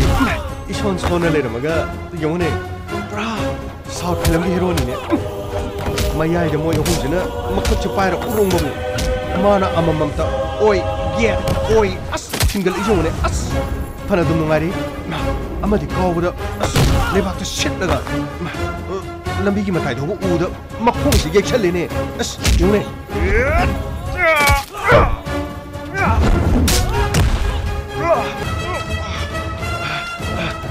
아무튼 감동스럽다. 아무튼 감동스러움이. 러, 찌질러. 러, 찌질러. 까리도 도로네. 러, 찌질러. 에이, 난 강리라. 어떤 날만 난 강리라. 난 강리 할 테니라. 털어. ꯀꯝꯗꯧꯏ ꯆꯩ ꯆꯥꯔꯒ ꯆꯠꯈ꯭ꯔꯦꯗꯅ ꯁꯤꯅꯤꯗꯅ ꯑꯌꯥꯕ ꯃꯤꯗ ꯇꯧꯕꯗꯤ ꯌꯥꯕꯩ ꯋꯥꯅꯤ ꯌꯥꯗꯕ ꯃꯤꯗꯗꯤ ꯈꯪꯉꯤꯁꯤꯅꯦꯕ ꯁꯣꯛꯄ꯭ꯔꯣꯕ ꯀꯗꯥꯏ ꯁꯣꯛꯀꯦ ꯀꯗꯥꯏꯗ ꯁꯣꯛꯀꯦꯕ ꯀꯩꯅꯣ ꯃꯣꯏ ꯑꯍꯨꯝꯒ ꯅꯊꯟꯗꯒ ꯀꯃꯥꯏꯅ ꯇꯧꯔꯤꯅꯣꯕ ꯁꯣꯛꯄ꯭ꯔꯕ ꯑꯔꯨꯅꯥ ꯑꯩ ꯁꯣꯛꯇꯦ ꯑꯩ ꯀꯔꯤꯁꯨ ꯇꯧꯗꯦ ꯍꯣꯁꯄꯤꯇꯥꯜꯗ ꯆꯠꯁꯤꯜꯂꯛꯑꯣ ꯍꯣꯁꯄꯤꯇꯥꯜꯗ ꯆꯠꯁꯤꯜꯂꯛꯑꯣꯕ ꯅꯁꯥꯗꯨ ꯌꯥꯔꯔꯣꯏꯌꯦ ꯒꯥꯔꯤ ꯊꯧꯕꯁꯨ ꯉꯝꯃꯔꯣꯏ ꯀꯃꯥꯏꯅ ꯇꯧꯁꯤꯒꯦ ꯔꯣꯃꯤ ꯀꯃꯥꯏꯅ ꯇꯧꯁꯤꯒꯦ ꯄꯥꯕꯨꯡꯗꯣ ꯄꯥꯎ ꯄꯤꯈꯤꯁꯤꯔꯥ ꯀꯃꯥꯏꯅ ꯇꯧꯁꯤꯒꯦ ꯑꯁ ꯐꯤꯕꯝꯁꯤꯗ ꯅꯣꯏ ꯄꯥꯕꯨꯡ ꯀꯧꯔꯗꯤ ꯐꯖꯔꯅꯤ ꯏꯕꯦꯝꯃ ꯐꯖꯔꯅꯤ ꯑꯍꯧꯕ ꯅꯨꯃꯤꯠꯇꯅꯦ ꯑꯗꯨꯝ ꯇꯠꯂꯅꯤ ꯏꯕꯦꯝꯃ ꯑꯗꯨ ꯀꯃꯥꯏꯅ ꯇꯧꯁꯤ ꯍꯥꯏꯕꯅꯣꯕ ꯃꯣꯏ ꯑꯍꯨꯝꯅ ꯐꯨꯔꯝꯃꯤꯗꯨꯗꯤ ꯂꯣꯏꯅ ꯁꯣꯛꯄꯗ ꯂꯣꯏꯔꯝꯃꯅꯤꯌꯦ ꯀꯩꯅꯣꯅꯦ ꯍꯥꯏꯁꯤꯕꯣ ꯑꯩꯈꯣꯏꯅ ꯎꯕꯗꯗꯤ ꯑꯍꯨꯝꯗꯣ ꯑꯃꯅ ꯐꯨꯈꯤꯕ ꯑꯣꯏꯔ ꯃꯥꯜꯂꯦꯗ ꯅꯪꯅ ꯎꯕꯅ ꯀꯔꯝꯅ ꯎꯔꯖꯥꯠꯅꯣ ꯑꯩꯗꯤ ꯀꯤꯕꯅ ꯃꯤꯠꯁꯦ ꯈꯨꯠꯁꯤꯅ ꯁꯨꯃꯥꯏꯅ ꯂꯣꯏꯅ ꯂꯣꯟꯁꯤꯜꯂꯒ ꯂꯩꯕ ꯐꯨꯕꯒꯤ ꯃꯈꯣꯟꯗꯣ ꯑꯗꯨꯈꯛ ꯇꯥꯕꯗꯨꯗ ꯃꯈꯣꯏꯅ ꯐꯨꯔꯝꯕ꯭ꯔꯥꯅ ꯏꯁ ꯂꯣꯏꯔꯦ ꯑꯩꯈꯣꯏꯗꯤ ꯄꯦꯟꯕꯨ ꯄꯦꯟꯗꯦ ꯀꯦꯃꯦꯔꯥꯒ ꯅꯝꯃꯝꯃꯗꯤꯅꯦ ꯑꯃꯨꯛꯀ ꯍꯦꯟꯅ ꯐꯖꯒꯗꯕꯅꯤ ꯃꯌꯥꯏꯗ ꯉꯥꯟꯕꯅ ꯂꯩꯔꯦ ꯃꯈꯣꯏ ꯑꯍꯨꯝꯅ ꯎꯔ ꯎꯪꯉꯤ ꯑꯃꯃꯝꯗꯪ ꯊꯤꯡꯒꯠꯂꯛꯄꯗ ꯃꯈꯥꯗꯒꯤ ꯃꯊꯛꯇ ꯄꯥꯏꯔꯒ ꯁꯜꯂꯒ ꯅ ꯇꯥꯕꯗꯣ ꯑꯃꯗꯤ ꯃꯕꯨꯛꯇ ꯀꯥꯎꯕꯗ ꯎꯒꯤ ꯎꯈꯣꯡ ꯇꯥꯅ ꯁꯤꯠꯂꯒ ꯄꯜꯂꯒ ꯀꯣꯟꯁꯤꯜꯂꯒ ꯇꯨꯞꯄꯒ ꯈꯖꯤꯡꯗꯧꯅ ꯇꯥꯍꯧꯔꯤꯗꯣ ꯎꯍꯧꯗ꯭ꯔꯣ ꯑꯃꯠꯇ ꯎꯍꯧꯗ꯭ꯔꯦꯕ ꯑꯗꯨ ꯁꯣꯛꯄ꯭ꯔꯕ ꯉꯟꯃ ꯁꯣꯛꯄ꯭ꯔꯥ ꯍꯥꯏꯕ ꯑꯔꯨꯅꯥ ꯑꯩ ꯁꯣꯛꯇꯤ ꯆꯠꯅꯕ ꯇꯧꯁꯦ ꯃꯇꯝꯁꯤ ꯊꯦꯡꯈ꯭ꯔꯦ ꯅꯪꯒꯅꯤꯌꯦ ꯅꯪꯒꯤ ꯇꯔꯟꯗꯣ ꯅꯪꯒꯅꯤ ꯍꯥꯏꯕ ꯀꯔꯤꯅꯣ ꯈꯪꯗꯦ ꯅꯪꯅꯦ ꯇꯨꯝꯕꯗꯅꯦ ꯇꯔꯟ ꯍꯥꯏꯔꯒ ꯑꯗꯨꯝ ꯂꯩꯔꯝꯒꯅꯤꯅ ꯑꯣꯇꯣ ꯃꯈꯣꯟꯗꯨꯒ ꯅꯪ ꯇꯔꯟ ꯐꯪꯉꯔꯣꯏꯅ ꯋꯥꯕ ꯅꯠꯇ꯭ꯔꯣ ꯉꯥꯏꯍꯥꯛꯇꯪ ꯑꯩꯈꯣꯏꯒ ꯂꯩꯕꯁꯤ ꯅꯪ ꯀꯔꯤꯝꯇ ꯈꯟꯕ ꯅꯠꯇꯦꯕ ꯑꯗꯨꯒꯤ ꯅꯠꯇꯦꯕ ꯃꯇꯝꯁꯨ ꯊꯦꯡꯖꯤꯜꯂꯦ ꯑꯗꯨꯒ ꯅꯈꯣꯏꯁꯨ ꯌꯨꯝꯗ ꯉꯥꯏꯅꯔꯅꯤ ꯊꯦꯡꯈ꯭ꯔꯦ ꯀꯣꯟꯅ ꯑꯃꯨꯛ ꯐꯥꯎꯅꯔꯁꯤ ꯆꯠꯅꯕ ꯇꯧꯁꯤ ꯂꯥꯛꯑꯣ ꯃꯤꯅ ꯍꯥꯏꯔꯤꯁꯦ ꯆꯨꯝꯃꯤꯀꯣ ꯌꯥꯝ ꯆꯨꯝꯃꯤ ꯂꯥꯛꯑꯣ ꯆꯠꯁꯤ ꯂꯥꯛꯑꯣ ꯑꯗꯨ ꯀꯃꯥꯏꯅ ꯇꯧꯗꯣꯏꯅꯣ ꯒꯥꯔꯤ ꯊꯧꯕ ꯉꯝꯗꯣꯏꯔꯕ ꯌꯥꯅꯤ ꯀꯔꯤꯁꯨ ꯇꯧꯔꯣꯏ ꯁꯤꯗꯤ ꯀꯩꯁꯨ ꯅꯠꯇꯦꯗ ꯂꯥꯛꯑꯣ ꯆꯠꯅꯕ ꯇꯧꯁꯤ ꯅꯈꯣꯏꯒꯤ ꯅꯨꯡꯁꯤꯅꯕꯁꯤ ꯀꯨꯏꯔꯒ ꯁꯨꯝ ꯅꯨꯡꯉꯥꯏ ꯈꯜꯂꯛꯀꯗꯧꯔꯤ ꯑꯦꯛꯁꯟ ꯔꯣꯃꯥꯟꯁ ꯂꯣꯏꯅ ꯄꯨꯜꯂꯦ ꯇ꯭ꯔꯦꯖꯤꯗꯤꯗꯗꯤ ꯌꯥꯎꯍꯟꯒꯅꯨꯀꯣ ꯂꯥꯛꯂꯦ inspector Tayai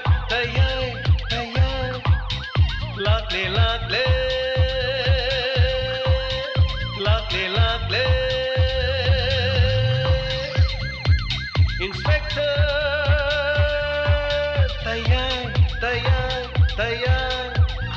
Uthanaba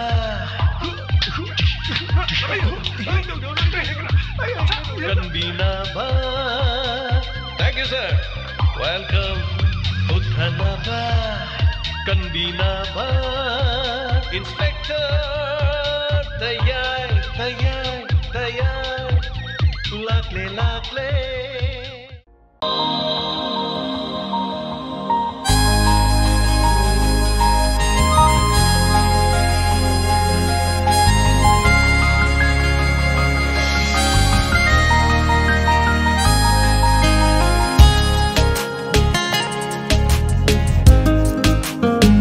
Anana thagachari ngasigi Inspector Tayai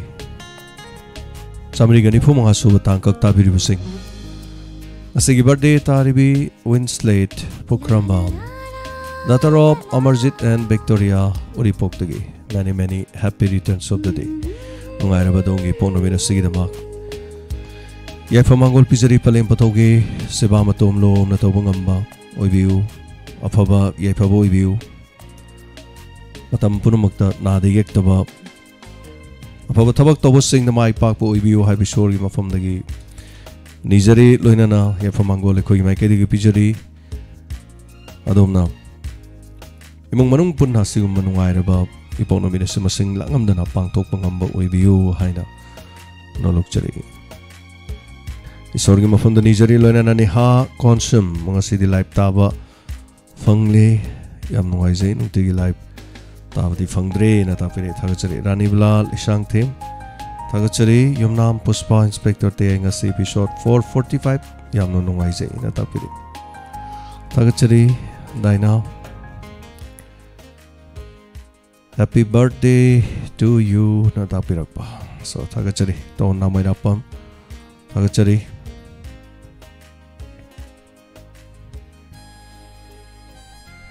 loina na ibem chaning thojam ngasi gi wari yamna nungai jaina tapire thagachari hanana aduga Rani Bilal isang them happy birthday tapire gai dong mai thai mai thagachari ngasi gi tangkok se onthok na nungai jai ngai kre romi gi dialogue phau settle li he ngan ba soidana khudong tiba tholokada ba mali aina sum khan bada na tapire thagachari see you again Sarbo na tapire thank you so much abirak pasigidama thagachari ana Sunil Sagrapam thagachari happy birthday to all tapirak pa Sanjarbam Tombishna thagachari warisi fazai thagachari tapire thank you so much Asa Huidrom Saleja thagachari Asa Kaubor Malaya Sana so now ba ke sham thagachari sir auto thoba nupa duna haibadu yamna chumme sir punsida niraga charoi dabani humang manna tanba paisa di isagi aseng balani tapire nawba isa nungai tabadi hanadigi dum nungai te adubu adom ni sa nungai tabadi yaubra haisi kari marum gino haibadai khangjadre yes I did dum sadi handak khra dum naaba yekpa dum taw leiri aduga amana ngarang Inspector Tayai dum sandok jai ngarang Inspector Tayai live on YouTube ta ngahaktang internet ne yadabadagi ngahak thanki bagini adubu radio gi te pungpham chap chana sandok jai aduga YouTube ta su pung amadagi adumak sandok jai haijabatare Bigyarani Sogol sem thagachari sir wari sing se tabada puning lok sing ojai na tapire thank you so much irengbam nungsi tombi thagachari asigi wari yamna nungsi matam asigi yamna chanai na tapire thagachari Azad Khan wari ase artha yamna chamna chatli haibor male artha yamna challe haibor male anyway thagachari ibada soiba orasu Sundarani Sogol sem thagachari ngasigi live yaw fangjare ngasidi wari si tabada yamna nungai tayani ai fore na tapire happy birthday na tapire thank you so much Ibeman Devi thagachari PP Manipuri song lover wari yamna fazai aduga good message bibi kre sir thank you na tapire happy birthday na su tapire rasana thoi sir wari yamna fazai na tapire wari singarangi wari ngarangi tangkak tabiragadi haijabtare amukka hena wari si sasan na doini ngarangi wari tangkak madu tabiram daba taragadi kitang choi doini haitare anyway thank you so much anana thagachari yam punama Somerjit Chirom thagachari sur okay kaidore tamo marakta tatlisibona tapire tatlagadi sur okay tatlagadi dum akoigi kari haitare error ama leirabani ngaktang haitare ko sound yam horumba aduna sound leithaba mu henman giba haitare thagachari aduga sur okay ngarang akoi thoram sandui ngarang gi thoram pung amadagi dum santui aduga radio dana pung tarani thodi santui taramatoi makhai tarakumatam da internet si fangkidaba broadband su ya khidre amata ya khidre adudagi pungkhai mangai re sei tharaga aduga net yaraktrabani na radio gi de soidana badum thagre adugi matungdagi pung ama tarakanda internet amuk jio muk yara e adu ayaba haitare animak matamanda ya kidaba ayaba jio dodigi amuk thajai haitare so mayam tabirongani khali 444 ngasigi warisi hena nungai na tabigi haitara di 444 tadragadi warisi horophom khangoi so please 444 tabirakan ngasi wari sigi makha sengba nungai be hengani. Thank you so much thagachari thaja konthok jam motum langlembi thagachari wari amna fazai nasigi mipung khudimakpu natapireso thagachari sudradi hingba yade haibado tangkaksina takle chumani thagachari koi kari haitare surga nomaga hingadabani haiba wakalon do ngasai ni bagi hainaba thadokadabani mana auto da ni rido ma khangeba do ni ba chatpa ngami ba mana thabak kaido wi subu ngamoi don adurga di thabak sugu dong ni haibani yam seng bar thadi. Anyway, thank you so much. Thagachari moirang team syam sar wari se taraga puning sinok to ena ta piriges nungsi nungon khare yaure haitare na hange na case ri aseng aseng ba thoki ba case khara yarok pa aduga sina wakhal na muk sagat pa kharugi case khara haitare marang marak ta su some action ngak ta tawle bidu nungai ta bagi haitare. Anyway, tongan tongan mani makhan makhani aduga wari se dum tarakani police yorokani Tayai yorokani kangmai yorokani everything. Ibe athogom thagachari ngasagi tangka hani ngali tena fazai ngan bagi thaunabo thagachari intapire. Yes, Bimala Naurem thagachari ngasagi episode 445 yamna nungai ngan bagi punsi kari uigani natapire. Anyway, thagachari common them Rajen, happy birthday to all tapirak pa madam benodini thagachari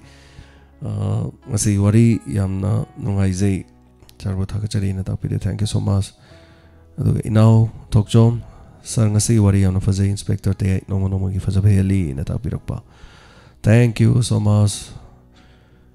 Gobin common thagachari happy birthday Winslet matam punamakta sambi bama puna thaujan bi boisanu natapire yai famangol pibirak pa. Ichan elangbam ongbi ngasi Tayai ki wari sina wakhal loksing ohli natapire thagachari. Molly sir aigi ming Molly si amakta hapiro natapire. Molly kanaguma ming hapiro haibasi yam yawi. Yes, adum yarok pi yai Molly adubu khara kaman oina haitare koina season abada adum nungaiba pat pat ekta season ki bajani. Yamina se adum thank you so much haibirok pasigi damak. Nana wang dazim syamna chumna haibirok pa wari oina tazarasu puning da penwa fauji. Tabak chin badagi vote ki mayam pun bi yawba ngamjadabado iral sibire atopa party gi mini haiduna natapire. Nana wang adune haise vote yaudre vote thoktre na atopa migi ne na haibi kedo wi thoktoino vote thokpa haise ke vote chikari gi thoktoino se ni vote thokpa mathau ta de am seng na hate thokpa mathau sung ta de sana pama mi do isana khangadam ni adubu thoe mari mata imung manung maruma pang sing na chen ba mi lak pagi seba sebi mateng pang ba haibaduna amani dan kedo baino nomidang thoga akoina vote yaudoi maram kai gino chaksa haijana doi maram kai gino madu election tawri du gi manung de yaudo ba norms ngakta ne yaudo ba du di tawgum se niom chomna khracha se malem se lamdam se mang ba tare isai su se horga aduna matu son mami namthana ba thabak ne ba akan na sing pangan kan ba mathawna leiba mi sing mayam punjan na ba aduga kare haitare son mami bu tuhan na ba gi macha mo helle ada koi mayam punna nungsina na leiba kari kai ge sini aduna injang lana kidre injang hawa thong ba kauna kidre lana kidre lambi jab da kauna kidre kari tholi no bot na ne adudi maduni. Anyway, amore mayam haising bangak tani mayam punna ma phaba khang bangak tani. Thank you so much Debrata Kaisham wari diam na fazai adubu kaina do jala khangdre. Nawa Kaisham ngarang Tayai adum thajai. Thank you so much. Yes, kara nungaite adu aina su dum hairga leire idea seng seng su dum haidue radio or so platform jida haitare maram de hai ho do su yadab isagi pibam haitare ko khudong chada ba khra thu e ngasi ngarang digi adu maduna maram orga radio gi program da kaiba mata lehende aduga yes yam kana treatment taw no badam honari tangai phadradi miyam dagi suti gumba haitare about hafta amagumba suti mo logzaraga haitare laying ba haitare ko adum Delhi dam tang chasira na khanba leiri. Anyway vote ki matung dani haujumakti natri haitare karigumba khra so happens punchi jadum thoi hai tare ado matam du di lep chabata bani operation matam da lep ki corona manung da lep ki kedaruni shorna thaujan bidrak ti pilot miyam marak ta tinna bohna rak pada punsi gi khongthang ji ja ne hai tare so tension jage wafam nawbo kisam habirak pahang birak pasigi dama ajit wai khom thaga chari sarigwari amna fazai na ta pirak pa asha thaja ibem chalaima punamak thaga chari miyam punamak ki mamalyam laba message mayam loina pa bading amjadre maibam prakash ngan bagi punchibu mai pa po orasanu physically challenge orabasu wari amna nungai ena tapire thaga chari ngan badudi physical challenge tawba ngan baduna amani ko mayam wari du taba kanda auto driver ani sui amana thoi bani aduga ngan banati asai ahan bagi du na mayam na so masima tabi bada haitare character ani ni haitare taja kontok jam thaga chari makok te da haudre na soidana muktang tabiu mayam bonama aduga thank you so much tension jage rasana thoi devla soibam hanana thaga chari aduga kishore gurung ngarang di onthok na wabiram langani tamo se na chumane kishore ngarang di matha sai hai tare net yadram ni na adagi di muk loiraga pung amadagi hai tare record to howe hai tare radio gi program do record to howe record to mo upload to re adan upload to ba kan muk sound do akhoi gi kano da hai tare magi chap chap range da lega da 50 da le da sound 100 ta muk leira thagat khraba hai tare so ngasi gi so muk ngasi gi thari ba youtube gi muk si jo ngasi ji sound je muk 100 ta muk le khraba sound do kitang di hauгре adubu amore dum kona khangak padani ngasai sound tat khri do aduna khudong chada ba khri di thokre thank you so much adubu hanana mayam support to bi basigi dama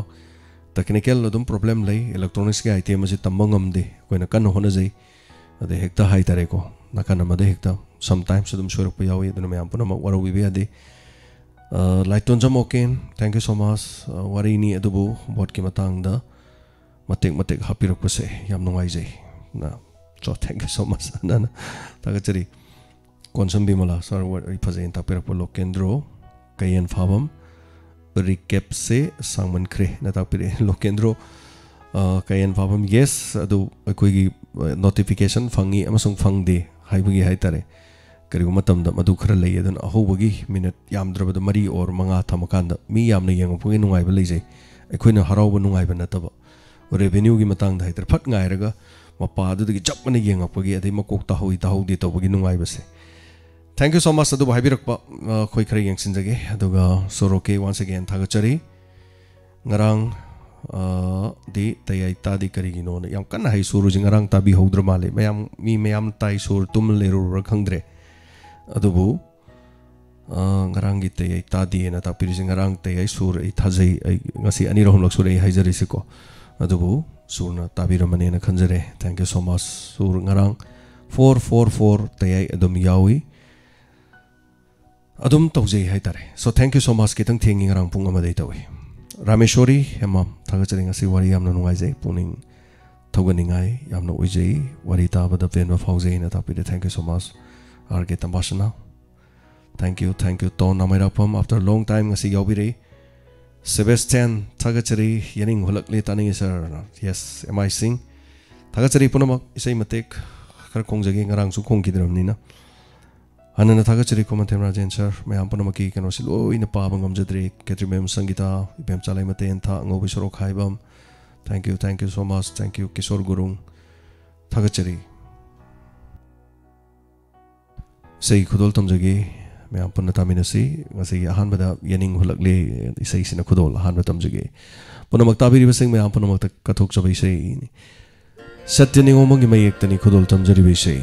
yaning hulakle aisa maki khonjelda tabisi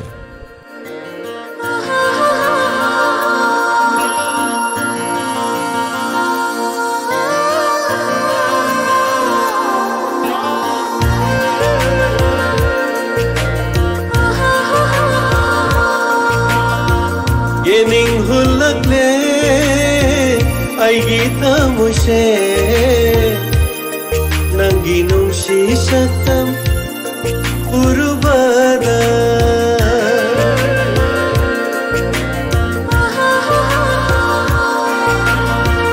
yening hulakle aigi tamose nangi nungsi saktam urubada tapthaba ngamlaktare aigi pukningse athaba ngamlaktare aigi wakhalse nangi saktamna yakai hallare nangi saktamna yakai hallare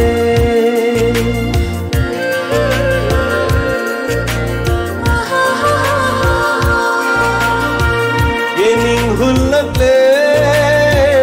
aigi tamuse nangi nungsi saktam urubada nangi nungsi saktam urubada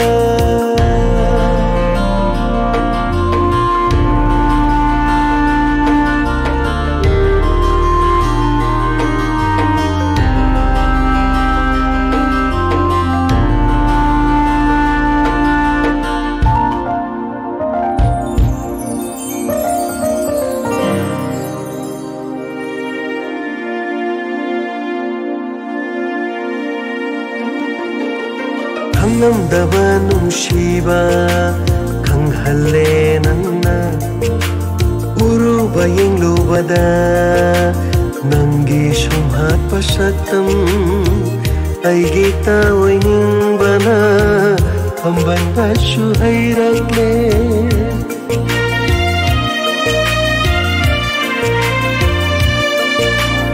ngamdaba nungsiba khanghalle nangna uruba yenglubada nangi sumhat pasaktam aigi tawaingbana ambanba suhairakle mikup amatashu kauba ngamdare mikup amatashu kauba ngamdare nangbu nangbu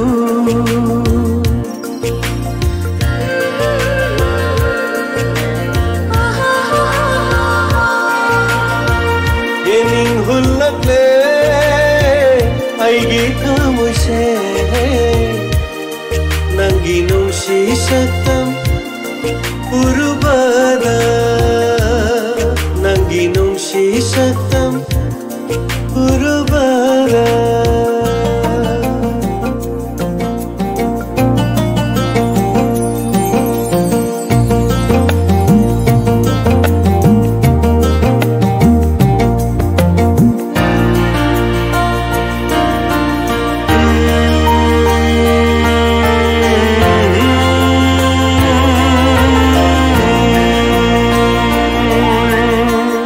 Bamalang syahuna unak pada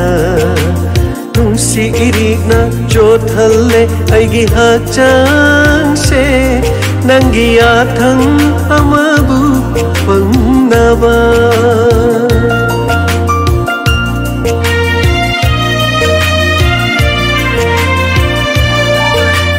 ingla bamalang syahuna unak pada nungsi irikna jothalle aigi hachang se nangi athang amabu pangnaba amoy isi thoktuna pirage nafamda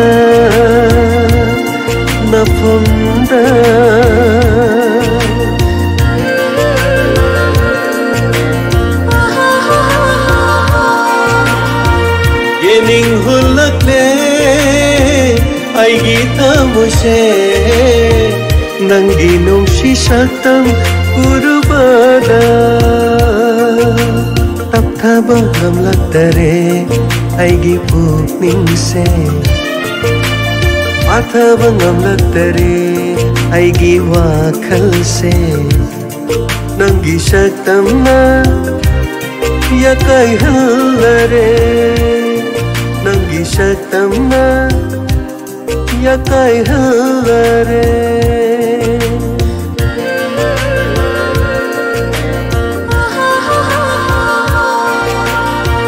예닝 훌락래 아이기 가무세 남기 농시 삭담 우르바다 남기 농시 삭담 우르